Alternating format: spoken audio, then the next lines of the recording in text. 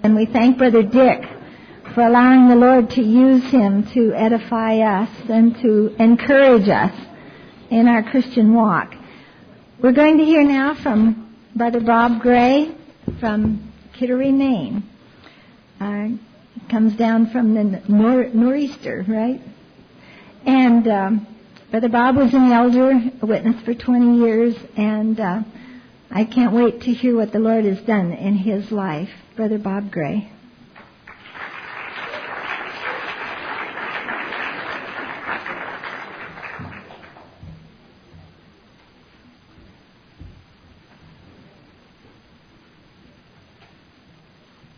Morning. You probably noticed on the program I'm listed as Dr. Bob Gray.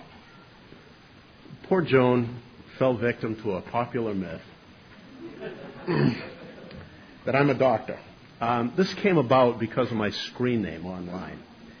And I'm going to talk a lot about being online. First of all, how many online folks do we have here? I know there's a bunch. Look at them all. Great. You know, I told Joan when she asked me for a theme that I wasn't any better at this now than I was in the theocratic school as far as coming up with a theme. And the World Wide Web had a lot to do with my coming out of the Watchtower and coming to Christ. And, I'm thinking about web, that old saying, oh, what a tangled web we weave when first we practice to deceive. And we were all victims of a web of deceit. Yeah. Okay. There we go. Back to the Doc Bob thing. I forgot about that. My screen name online, when I first went online, I was still an active witness. In fact, I was still an elder. And I was talking to all of these terrible apostates online. And I didn't want to use my real name. And I was trying to think, what funny little name, because people have clever little ones. Tom, Neon Madman, right? What's some of the others? Love Hugs 2, she's here. Sue 2345. I know most of these people by screen name rather than their real names. But back when my nephew was a little kid, he's now 30, but we used to watch The Muppet Show. And there was a sketch on there called the Doctor's Hospital sketch. And on the Doctor's Hospital sketch, there was Dr. Bob. And my nephew used to kid me, oh, no, it's Dr. Bob. So anyway, I used that online, and it stuck. And, I actually have witnesses online that take me to task for falsely portraying myself as a doctor. And if you look at my website, it's the first thing I explain. And I say, I'm not a doctor. Who was it? Robert Young played Marcus Welby. He used to do that commercial. I'm not a doctor, but I play one on TV. And he goes on and tells you about some kind of aspirin. Well, I'm not only not a doctor, I don't even play one on TV. So now we have that straight. My initial contact with the witnesses came in 1973. That was a huge year for me. That was the year I got out of the Coast Guard. I spent 4 years in the military. I went in the Coast Guard so I wouldn't have to go to Vietnam. That year I first came in contact with Jehovah's Witnesses. I married my high school sweetheart, and we'll be married 28 years this November.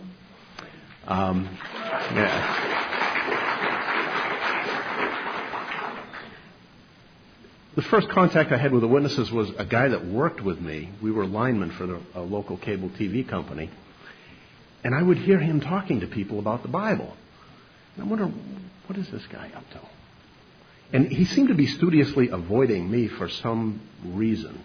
I'd been out of the Coast Guard about 6 months. I had hair down to my shoulders. And unlike today, back then I had this drug-crazed look in my eye. So he seemed to be avoiding me, but I sought him out because I wanted to know what he was up to. Now, when I grew up in a Congregationalist church. I really shouldn't say that. I grew up being sent to a Congregationalist Sunday school, and really kind of got into it after a while. In fact, when I was 13, 14, I actually thought about becoming a minister someday. And I also went to an Advent Christian church camp on summers, and that was just a real spiritual awakening for me. And, of course, later on, into my teens, I get into drugs and one thing and another. And I had really been away from God for quite a while. But I knew all the stories. So this guy, he says, well, I got this little blue book I can give you can read. And it was the little Blue Truth book. I took it home. I devoured it that night. I mean, I read that book. I went, wow, this is it. So I came in the next morning, and Jim kind of timidly, did you have a chance to look at that book? I says, yeah, man, I read the whole thing. This is really exciting. I'm really into it. He goes, well, we have this study program. I says, well, come on over tonight. And he says, well, I've got this meeting tonight. How about tomorrow night? And he came over, and I don't know what it was that drew me to it so quickly. And it's scary when I look back at it now how quickly I was drawn into it. At that point, it was just a few weeks went by. My birthday was coming up, and he taught me about birthdays. I went right to my mom and dad, told them, nope, no birthday this year, that's it. Nope. Oh, by the way, no Christmas either. And and my girlfriend at the time, my wife, Shay, wasn't real happy about this. And I couldn't figure out why. And it's scary to me, too, to think that I was drawn into it that quickly, that after just a few weeks of being involved, I made it plain to her that if she wasn't going to at least look into this, that there probably was no future for us together. And thank God that didn't happen. Thank God. But anyway, she started studying, and she scared poor Jim to death. My wife, was it Dottie? Art used to say about, she is small but mighty. Yeah, Jim was he's the guy that studied with me, was kind of scared of Shay at first. But things progressed, and Shay and I were baptized in July of 1974. Yes. 1975, September, I was appointed as a ministerial servant. I was evidently being groomed by a couple of the elders there. The problem was that I did not get into that door-to-door work. And it caused a lot of problems for me, guilt-wise. There was always, I'm not doing enough. And I went to the hall, and I gave my talks, and people would give me studies. Oh, I got this person, you want to study with them?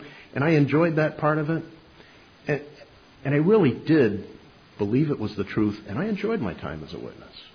I actually did. I really thought that it really was the truth. Boy, did that take me a while to figure out.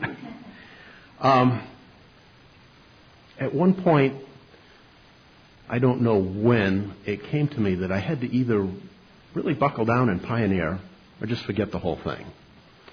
And I figured I'd pioneer. I had a great job as an engineer in an engineering outfit. I worked for GTE. Good paying job, 5 miles from my house. Couldn't beat it. I decided to give that up to go into a partnership with a brother doing roofing and siding, so I could pioneer and work part-time. And at about the same time, one of the elders was kind of taking me under his wing, taking me on studies, getting me out door-to-door.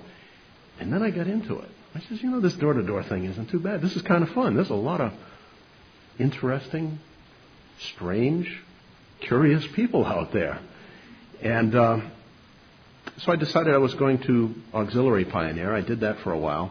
In the meantime, this whole business thing with his brother really went downhill fast. He ended up snorting cocaine, becoming involved with a young lady, skipping town, leaving his wife, his stepson, and his daughter, moved to Ohio with his mom, and he's still there. How many years is that? A lot of years ago. This was 1983. And so I got back into computer work, which I'm still in. So I'm not a doctor. I'm a professional computer geek. But anyway, I decided I would regular pioneer. The same month I started regular pioneering, I was appointed as an elder. And so now, I'm feeling pretty good about myself. Maybe I'm finally doing what God wants me to do. I found even as a pioneer and an elder, I still wasn't doing enough. It took me a lot of years to figure out it's not what I can do, it's what Jesus did. And, I kid sometimes, it's 22 years in the Watchtower, and I liken it to Moses wandering in the wilderness. and I figure I get 18 years off for good behavior. He took 40 years, but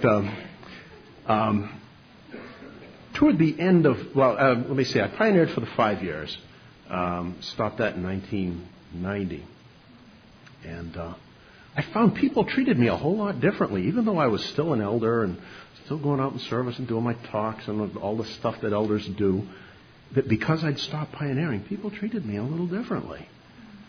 And I thought that was kind of strange. But shortly after that, things started dawning on me a little bit. I began to realize that more and more of my time and my training as an elder was taken up with administrative things. We'd go to KM schools they'd have for the elders, and they'd have elders meetings with the circuit and district overseers. And I began to notice more and more of that dealt with legalities and handling judicial matters. And I'm thinking to myself, I became an elder to help people, not to be involved in all of this administrative business. On the other hand, I'm thinking to myself, well, this is God's organization, and the only way to really help people is to do things God's way, and this is how He tells us about it. One of the things that really hit me, we went to one KM school, and they talked about confidentiality. That was always a big thing with the elders. You never told anybody anything.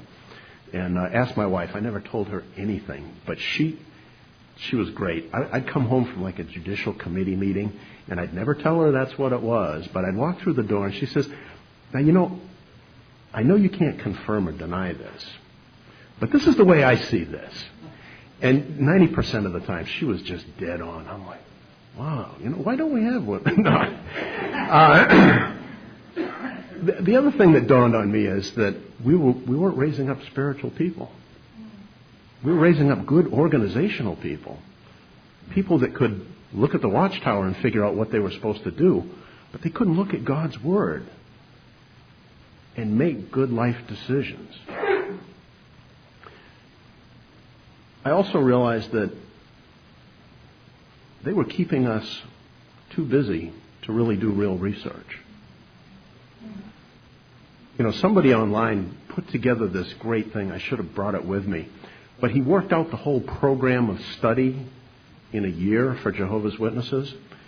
And between your kingdom ministry and your preparing for the school and the theocratic ministry school, the service meetings, watchtower studies and all of that, in a year, there's about 3,200 pages of watchtower material and about 300 pages of Bible reading.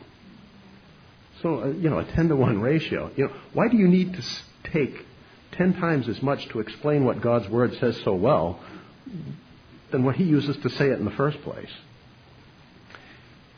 The other thing that's really started to gnaw at me is I began to wonder, why am I doing all this? I'm on this treadmill. I'm like the gerbil in the wheel, just running like crazy and not really getting anywhere. And I thought, am I doing what I'm doing really out of a love for God? Am I refraining from doing the things that I shouldn't be doing because I love God, or because I'm in this organization? And I thought, if I weren't in this organization, what kind of a person would I be? And I've got a dear friend. He's still an elder. We haven't talked in at least 5 years now. But I know one of the main reasons he's still in is because he's scared to death of who he would be if he weren't there. And it kind of bothered me to think that perhaps it was because of the organizational pressure, the group, that I was the kind of person that I was. In spite of all of this, I never would have dreamed of communicating with apostates. It was funny. By then, I was online. I'd be talking to people online, and I think it was actually way before CompuServe was CompuServe. It was called The Source. I wandered into this room, and there were these 2 Jehovah's Witnesses doing battle with a former witness, and I actually sent one of them an email and counseled him about that.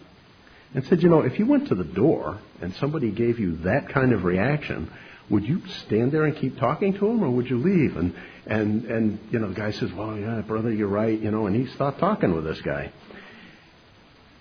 Well, in late 1993, I was on America Online, and I was in a chat room, and there was a guy in there who was obviously an ex-witness. His name is Joey Stagnito.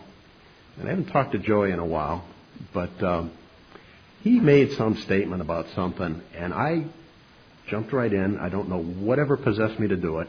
But I says, come on, what are you talking about here? Let's have a little backup for this. And we actually started talking. Now, I'm still an elder at this point. After a while in talking with Joey back and forth, probably a little self-deception, I says, now that I'm talking to one of these guys, I'm going to check out what these guys are really all about, because I know they're phony as can be. And, so I start, and you online folks probably know Kent over, yeah, Grace knows him.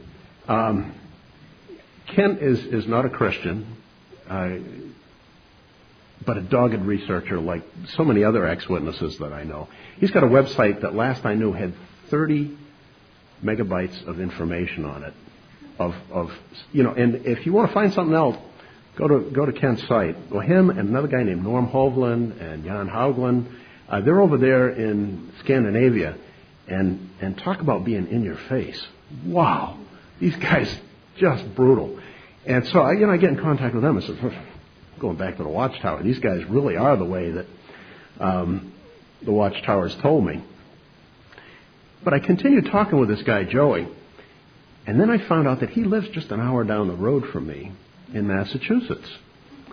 And at the time, I was doing a lot of work in Rhode Island, so I wasn't really commuting. I'd go down for a day or two and come back. And Joey's house was on the way. So I was online with him one day, and, I says, I'd like to stop by and meet you. And so we made arrangements to meet at the local Burger King. And I says, while you're at it, why don't you bring a copy of that? You got a copy of that book, Crisis of Conscience? Why don't you bring that with you? I'm still an elder at this point. What was I thinking? This was the fall of 1994 at this point. I took the book home, had it in my briefcase, and we have a little library that's kind of a little loft type thing off our living room, and the kitchen is way down here. Well, while Shay was down working in the kitchen, I was upstairs in the library surreptitiously reading this book. Now, we had met Ray Franz back when he was still on the governing body in probably about 1978, 79 up in Portland, Maine. And, I started into the book, and I expect to find him breathing threat and fire against us. And I read it, and I went, wait a minute. Where's all the vitriolic hatred I was supposed to see here? It just wasn't there. And then, he talks about Malawi and Mexico, and I said, I remember that. I remember writing those, everyone was writing letters to Malawi, and at the same time, all this business is going on in Mexico. By the time I finished the book, I realized that I probably could not continue as an elder anymore. Now, up to that point, I had been on it'd been 10 years by that, 9 years by that point. I had been on every judicial committee there was in that congregation, except for one that I can think of. And I was like the legal eagle. I had all those rules down just perfect. And Shay said one time, just a couple years ago, and she said it the nicest way that anyone can ever say this to you. She said, you would have made a good Pharisee. And she was right, But after reading that book, I says, I can't do this judicial thing anymore because it's totally wrong. It dawned on me, there's no scriptural precedent for this committee arrangement. And so, it was fortunate, too, that I was working enough that I could beg off of this and not attract any attention. And as things progressed, I knew that I was on my way out of the organization. And that was a really scary thing for me. And I'd pray to Jehovah, saying, Jehovah, if that is the truth, smack me upside the head, because I need that. And that particular smack upside the head hasn't come yet, by the way. I've gotten plenty of others, but not that one. And I'd go to meetings, and there was nothing there anymore. It's like the spell had been broken. And the more I went, the more I would see things in the watchtower and go, oh, boy, that doesn't fit. Well, I'm still an elder at this point, and I know I've got to step down. I had some situations, I really didn't want to leave people in the lurch at that point, and I was really determined to just kind of slip out of there quietly and not cause a whole big ruckus. And for the most part, I succeeded in doing that up to a point. Let's see, fall of 1994, kind of a big watershed event for me. I had a job working for Intel out in Oregon. And I went out there, and I always had my laptop with me so I could keep up with what's going on AOL. And by this time, I'm right in the middle of these ex-witness mail groups and all of this. And they were great support. That's one of the beautiful things about the Internet is that, first of all, you can get information that you can't get otherwise. Or you can, but you can't get it easily. And you can get it in the privacy of your own home, so you don't need to suffer the embarrassment of being seen by other witnesses walking out of the local Christian bookstore. That's a problem for some people. But while I was there was another guy that was on these mail groups who's also an excellent researcher. His name's Alan Feuerbacher. And Alan's family, as I remember, was good friends with the Schroeders. And Alan's also a kind of in-your-face guy. And by the way, he has a great library. It's one of those libraries you just lust after. Shay and I love books. Her mom was the local librarian when we met. And when you walk into our house, you see books everywhere. But Alan lived in Portland, Oregon. So I emailed him and said, let's get together. And we got together and got talking. And at the same time, I grew this. I'm still an elder at this point.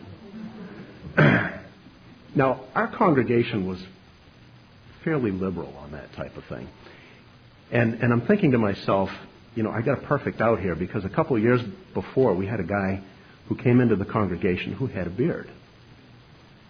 And the question was raised whether we could let him get baptized or not with this beard. So the elders dispatched me to contact the circuit overseer to find out what to do about this situation of earth-shaking proportions. The circuit overseer read me a letter from the Watchtower Society to circuit and district overseers saying that you can't prevent a guy from being an unbaptized publisher if he has a beard. You can't prevent him from being baptized if he has a beard. And whatever else the local elders want to use him for above that is up to them, but in keeping with local customs. Now, we're from Maine. There's not a fisherman up there that doesn't grow a beard in the wintertime. So I returned home, fully prepared at that point to step down because I decided, okay, it's time. And also with the beard. Now, before I told anybody that I was stepping down, we had the big discussion in the body of elders about beards. And I recounted this event, and my body of elders, much to my surprise, voted to allow me to remain an elder with my beard. And we had some practical things to deal with. They said, some of the people up north aren't quite as understanding. And I was speaking a fair bit at that point. And what happens if they have a problem with it? I said, the brother that arranges the talk, just let him know. Bob's got a beard now. If you're uncomfortable with it, we'll send somebody out. Everything went fine. I actually did give a public talk, conducted the Watchtower study, and did a couple service meeting parts. And, by this time, I am kind of doing this theological dance around everything that I knew wasn't true. So it was tough. And I'm really thankful to God that, that He was always there for me. Prayer was just a constant thing through this whole exiting process. And two things I always prayed for, and Shay's heard me pray this 100 times: strength and guidance. God, point me in the direction you want me to go. And then, by the way, give me what I need to get there. And he sure did. And so we're doing okay with the beard thing. I got a little feedback from some people in the congregation. They weren't too happy with it. And basically it was all from one family. It happened to be the presiding overseer's family, but that's, you know. So anyway, the circuit overseer shows up, and by this time I've let the other elders in my congregation know that I'm stepping down at this point. I told them basically I was burned out, which at that point I was. And then I also said, there are some policies that I feel that I can't conscientiously support. And I was trying to tread this thin line of stating my case strongly enough that they'd actually let me step down, and stating it so strongly that all the rest of them would go too. But, so we went through the whole process of me stepping down, and then the circuit overseer kind of gently tried to dismiss me from the elders' meeting. He said something of, you're probably not comfortable staying here for the rest of this. And I'm thinking to myself, I wouldn't miss this for the world. Because I know you're going to talk about beards. And he got into this whole thing about when, was it Paul and Timothy went down to Iconium and Lystra, and Paul had Timothy circumcised to, for the sake of the Jews. That, he was trying to get into this facial circumcision thing or something. And anyway, I was supposed to shave this off so that I wouldn't offend anybody, but nobody was offended. So, and the circuit overseer succeeded in royally angering the rest of the body of elders there. And then, when they're done at the end of the week, they send in a report to Brooklyn about the spiritual health of the congregation. Well, in that, he made this case to have me removed, even though I'd already stepped down. And I remember one sentence, because when I read it, I was just amazed. It says, "Brother and Sister Gray have adopted styles of dress and grooming that are inconsistent with this conservative area." Now, Portsmouth, New Hampshire is the most liberal town up there. The guy totally missed the beam on that. The problem he had with my wife, which amazed me, she wears these little ear cuffs. They're really kind of cool. You don't have to punch a hole in your ear to wear them. They just kind of clip on. And that was inconsistent with... So anyway, for the next couple of years, I was just kind of hanging out there doing the ex-witness thing on the web. I put up my website. I was getting email from other ex-witnesses, and there was a great little support community there. We went out to a couple BRCI conventions.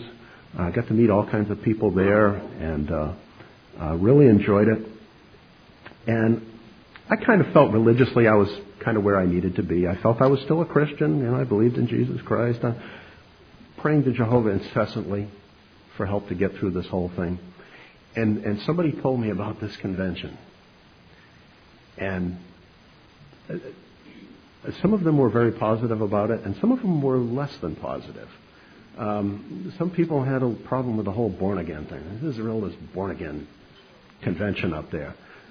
And so there were, I don't know how many of us, we got talking back and forth. I said, maybe we'll go up and check this out, and kind of asking people what it was like. And they says, well, it's nice, it's up in the woods. And we figured, if it gets too preachy, we can just kind of take a walk up in the woods and this type of thing. And Shay came with me, and we came in. It was late Friday. And we walked through the door back there, and the Harveys were leading the music, and I'm just blown away. Just blown away. I see people, hands raised and singing. I'm like, wow, this isn't like the Kingdom Hall. And I hadn't been to any churches at that point. I've got to backtrack a little bit. I've got to tell you about the two Joys. Two ladies named Joy that were this is something that really changed my view of what Christians were. One of them is Don Vino's wife, Joy. Now, while I was still an elder, I had read Crisis of Conscience. And I told Shay that I'd read it. And she was understandably concerned. And so we kind of shelved that whole thing for about a year until I stepped down. In the meantime, I was talking with Joy online, and just probably 2 years ago, she had a copy of that original email that I sent to her. And we kind of went back and forth a little bit. And what I didn't know was that she had told the story of this elder that was on his way out to another lady named Joy, and that's Joy Westerfeld back here. And I met Joy online. This is after I'd stepped down from being an elder. I don't know how much later it was. But I got talking with her and said, yes, oh, what's your story? And I said, well, I used to be an elder, one thing and another. And she goes, oh, you're the one. And it always worries me when people say that because I never know what's coming next. But I says, what do you mean I'm the one? She goes, well, do you know this other woman, Joy, her screen name was Be Joyful, was Joy Vino. And I says, yeah. She says, well, quite a while ago, she told us about you. And she says, my Bible study group and I have been praying for you and your wife. That just bowled me over. It really did. Yeah, Ken.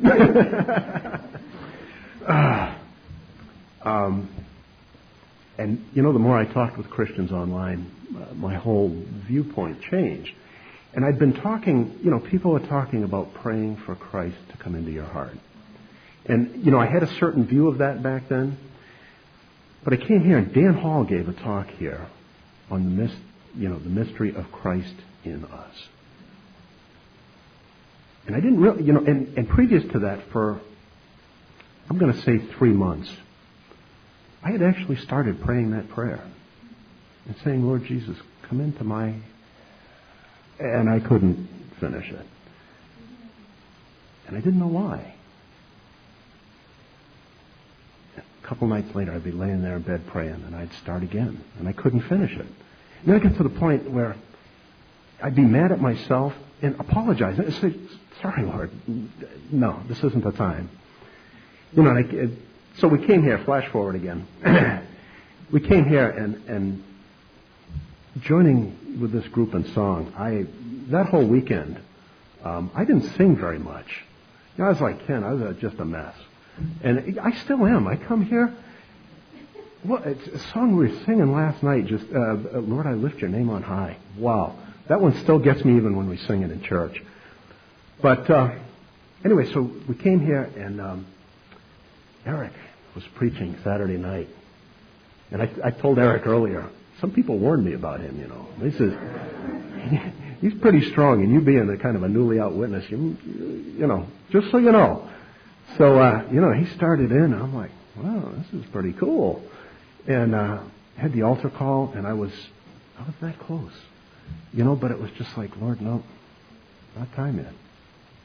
But that night, 4 o'clock in the morning, room 27, Fort Motel on Route 61, I woke up and I finished that prayer. I said, Lord Jesus, come into my heart. And, wow, I don't know what I expected. And I've heard a fair number of testimonies up here, and I don't know if I expected fireworks or what, but, you know, it wasn't that. It was just an incredible peace. And all of a sudden, my whole view of everything changed.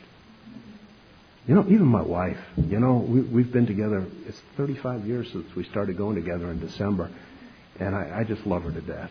And after I came to Christ, a whole new thing happened there, you know. It amazes me. And then I started looking at Scripture. Oh, man.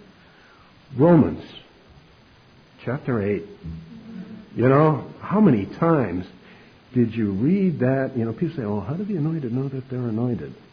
The Spirit Himself, and of course it's itself in the New World Translation, bears witness with our spirit that we are children of God. This is Saturday night. Sunday morning is communion. Now, I had taken communion as a kid in church. And for the age I was reasonably serious about it back then. And ex-witnesses, communion is a tough thing because I had 22 years of passing the emblems by. And to actually stop and partake was just an amazing thing. Yeah, Jim and Joy were there, you know. And then after communion, amazing grace. Yeah, I lost it. That was it. You know, and you know, we talked a lot about grace today. What did we call it when we were witnesses? Undeserved kindness. Where was the emphasis? Undeserved. It was always on how undeserving we are rather than on how kind God is. And, I used to hate that song, Amazing Grace. And I still, when I hear it on bagpipes, it's still a little much for me.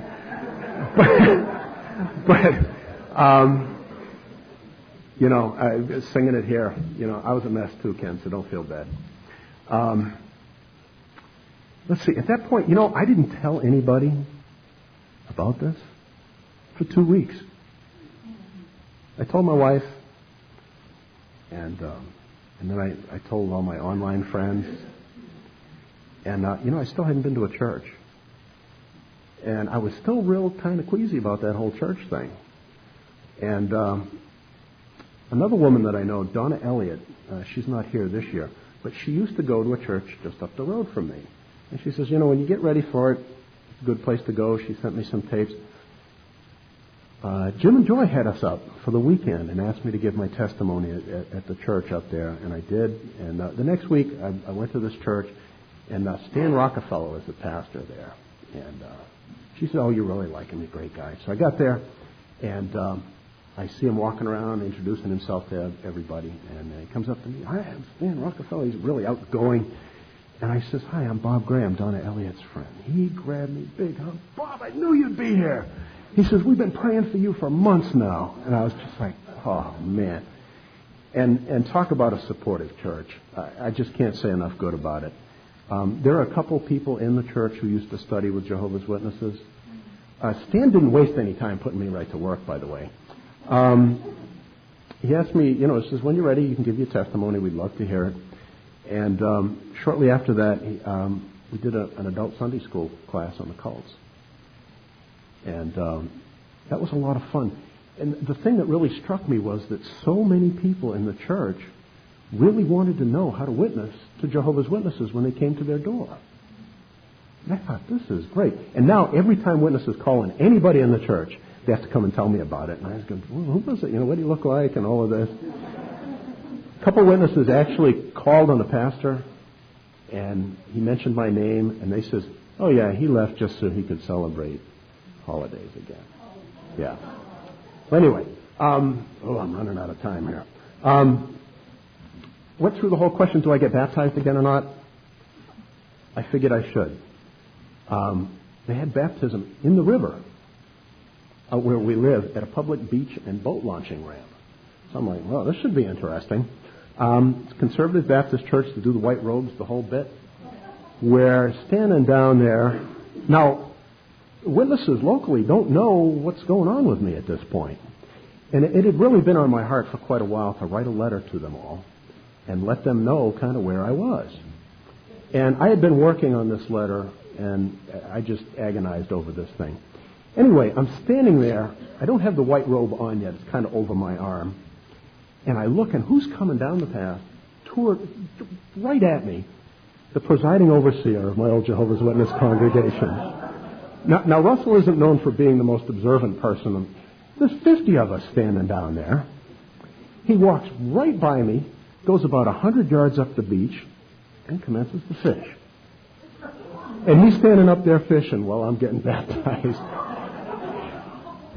Well, I ended up writing the letter. That was probably December of 1999. And, I kind of vacillated between making it this diatribe against the Watchtower Society and a testimony. Well, the testimony won out. And I really hoped that it would spark some thinking in some of my old friends. I figured I was a fairly respected elder back then. I hadn't been at the hall for a couple of years at that point. But I hoped that, at least some of them, it would catch their attention. Mailed out 72 copies of this letter to people in 5 different congregations.